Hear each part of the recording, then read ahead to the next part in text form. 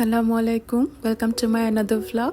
গ্রামে গিয়ে শেষ কটা দিন আমরা ওখানে কি করলাম তা দিয়েই সাজানো হয়েছে আমার এই আজকের এই ভ্লগটি। আমরা যখন গ্রামে গিয়েছিলাম তখন ছিল চাঁদনি রাত। দিনের পরিবেশের সাথে সাথে রাতের বেলার পরিবেশটাও একদম অন্য রকম ছিল।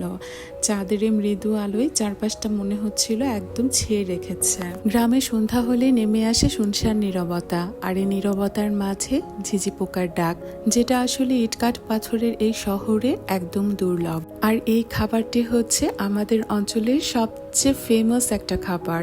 কারা কারা এই খাবারটা চেনেন আমাকে অবশ্যই কমেন্ট করে জানাবেন। শুটকি যারা পছন্দ করেন না তাদের হিসেব আলাদা, বাট যারা পছন্দ করেন তাদের কাছে এই খাবারটা অমৃত।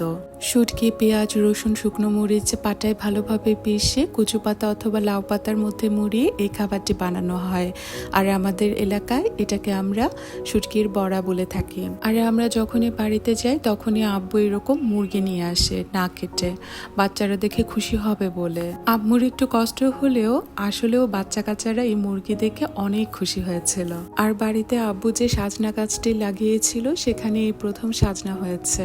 আর এগুলো খেতেও এত সুস্বাদু ছিল বলে বোঝানো যাবে না। গ্রামের মজাটাই তো এটা, ফ্রেশ ফ্রেশ গাছ থেকে পেরে পেরে রান্না করে খাওয়া। বাচ্চারা ভেজিটেবলস তেমন একটা পছন্দ না করলেও ওদের পছন্দের খাবারের লিস্ট কিন্তু নানু বাসায় গেলে চলতেই থাকে। দেখা যায় ওদের নানু, ওদের আন্টিরা একটার পর একটা ওদের পছন্দের খাবার রেডি করে ওদের সামনে প্রেজেন্ট করতে থাকে। এতে করে দেখা গেছে বাচ্চারা যেমন খুশি, বাচ্চাদের সাথে সাথে আমরাও খুশি। ইদানিং কেন যেন মাছ মাংসের চেয়ে আমার কাছে ভেজিটেবলসটা খেতেই বেশি ভালো লাগে। মনে হয় বয়সটা একটু বেশি হয়ে যাচ্ছে। বাচ্চারা চলে গেছে বাহিরে খেলাধুলা করতে, আর ওদের জন্য এদিকে মুচমুচে চিকেন ফ্রাই ভাজার প্রিপারেশন চলছে। এই চিকেন ফ্রাইয়ের জন্য মুরগিগুলোও কিন্তু ওদিনই কিনে কেটে বেছে ধুয়েই চিকেন ফ্রাই করা হচ্ছিল। আর গ্রামে থাকলে এই ফ্রেশ ফ্রেশ খাওয়ার যে ব্যাপারটা, এটা আসলে আমার কাছে খুব ভালো লাগে। আর এই বাড়িটি হচ্ছে আমার কাজিনের। আমাদের পুরো গ্রামের মধ্যে সবচেয়ে সুন্দর মাটির বাড়ি এটি। এই গাছটার নিচে ছোটবেলা থাকতে কত খেলাধুলা করেছি। আগে ঈদের সময় যখন বাড়ি আসতাম তখন বাড়ি এসে দেখতাম বাড়ি ভর্তি মানুষ। তখন আমরা সব কাজিনরা মিলে ঘুরে বেড়ানো, আড্ডা দেয়া, লুডো খেলা, গাছেও চড়া, এই সব কিছু নিয়ে এতই ব্যস্ত থাকতাম যে খাবার খাওয়ার কথাটাও ভুলে যেতাম। আর চলে যাওয়ার সময় শুরু হতো সে কি কান্না। এখন বাচ্চাদের এই একসাথে খেলাধুলা করা দেখলে পুরাতন সেই সব কথা মনে পড়ে যায়। ওরাও এখন নানু বাড়িতে আসলেই এই গাছের নিচে এসে খেলার আবদার করে। সারাদিন একসাথে খেলাধুলা করার পরও মনে হয় যেন ওদের খেলাধুলাই শেষ হয় না। আর নানু বাড়ি থেকে বাসায় আসার কথা শুনলে ওদের সে কি মন খারাপ হয়। গ্রামে আসলে মনে হয় যেন সবকিছু ছেড়ে ছুড়ে দিয়ে গ্রামেই সেটেল হয়ে যায়। গ্রামের এই ফ্রেশ এয়ারে মনে হয় যেন বুক ভরে নিঃশ্বাস নেওয়া যায়। আর মাঝে মাঝে তো মনে হয় মন ভালো হওয়ার মেডিসিনও মনে হয় ওখানকার বাতাসের সাথে অ্যাড করা আছে। একবারে গাছে ওঠা আবার নামা, এটাই হচ্ছে ওদের খেলা। আর এরপর শুরু হয়েছে প্রশান্তির ঝুম বৃষ্টি। বৃষ্টি হওয়ার সাথে সাথে চারপাশে যে ভেজা মাটির একটা গন্ধ, সেই গন্ধটা আসলে খুব ভালো লাগে।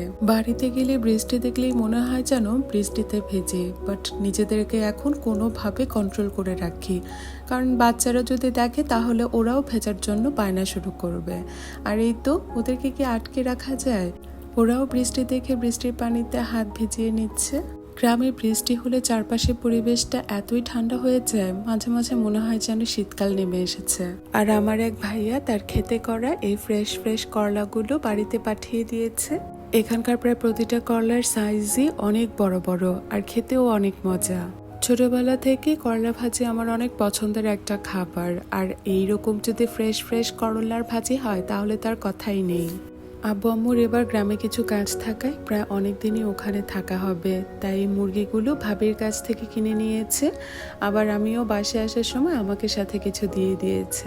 বাচ্চাদের স্কুল খোলা বলে আমার আর ওখানে বেশি দিন থাকা হয়নি, আর তাই রওনা দিয়ে দিলাম বাসার উদ্দেশ্যে। গ্রামের এই খোলামেলা পরিবেশ থেকে ঢাকা আসার পর আমার বারবার মনে হচ্ছিল কেউ আমাকে বন্দি করে রেখেছে। অ্যাডজাস্ট হতে প্রায় অনেক দিন সময় লেগে গেছিল। আর এই ছিল আমার আজকের মতো ছোট্ট একটা ভিডিও। সবাই ভালো থাকবেন, সুস্থ থাকবেন। আল্লাহ হাফেজ।